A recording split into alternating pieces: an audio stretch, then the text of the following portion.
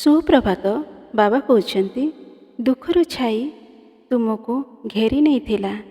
ଯେତେବେଳେ ଦୁଃଖର ଝଡ଼ ଆସିଲା, ତୁମକୁ ତାଙ୍କ ସାମ୍ନାରେ ଠିଆ ହେବାର ବହୁତ ପରିଶାନୀ ସମ୍ମୁଖୀନ କରିବାକୁ ପଡ଼ିଲା। କାହିଁକି ମୋର ସନ୍ତାନ, ଏମିତି ପରିସ୍ଥିତି କାହିଁକି ଉତ୍ପନ୍ନ ହୋଇଗଲା ଯେ ତୁମର ଅତୁଟ ବିଶ୍ୱାସର ସାଗର ଡଗମଗ ହୋଇଗଲା?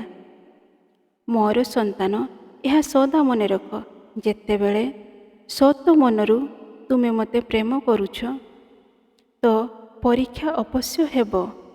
ମୋର ପ୍ରତି ତୁମର ଭାବ ସେତିକି ପ୍ରବଳ ହେବ, ତୁମକୁ ପରୀକ୍ଷାର ସଂଗ୍ରାମ ସେତିକି ଦେବାକୁ ପଡ଼ିବ। ଏହା ସଦା ମନେ ରଖିଥାଅ, ମୁଁ ଏହି ବ୍ରହ୍ମାଣ୍ଡର ସୃଜନକର୍ତ୍ତା। ମୁଁ ପ୍ରାକୃତିକର ପ୍ରତ୍ୟେକ ସ୍ଥାନରେ ବ୍ୟାପୀ ଅଛି।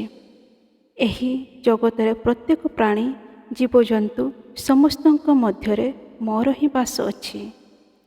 ଏହି ସୃଷ୍ଟିର କୌଣସି ବି କାମ ମୋଠୁ ବଡ଼ ନୁହେଁ। ମୁଁ ତୁମ ପାଇଁ ତୁମର ସାଇ, ତୁମ ପାଇଁ ମୁଁ ତୁମର ବାବା, ମୁଁ ତୁମର ମିତ୍ର ବି ଅଟେ। ତୁମେ ଯେଉଁ ରୂପରେ ଚାହିଁଲେ ବି ସେହି ରୂପରେ ମୁଁ ତୁମକୁ ପ୍ରାପ୍ତ ହୋଇଯିବି।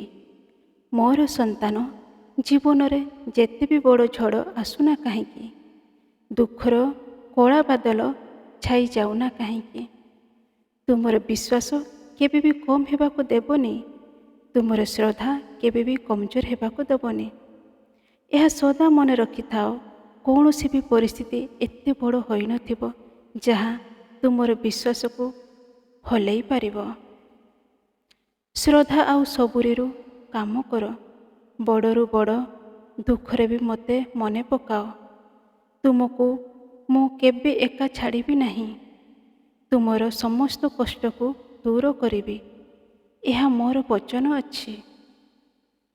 ମୋର ସହିତ ଆସିବାକୁ ଟିକେ ମୁସ୍କିଲ ହୋଇଥାଏ, କିନ୍ତୁ ଯାହାକୁ ସାଇର ଆଶୀର୍ବାଦ ମିଳିଥାଏ, ତାହା ଜୀବନରେ ସେ ସ୍ୱୟଂ ପୁଣ୍ୟ ହୋଇଥାଏ।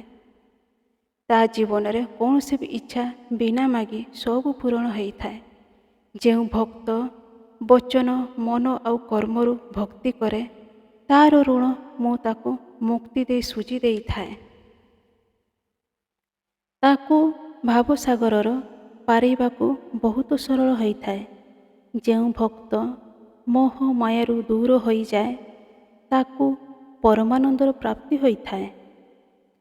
ମୁଁ ତା ମଧ୍ୟରେ ରହି ଖୁସି ଦିଏ। କଷ୍ଟ ତା ପାଖକୁ ଆସିବାକୁ ଭୟ କରେ। ତା ଜୀବନ ସାର୍ଥକ ହୋଇଥାଏ। ଓମ୍ ସାଇରାମ, ଓମ୍ ସାଇରାମ, ଓମ୍ ସାଇରାମ।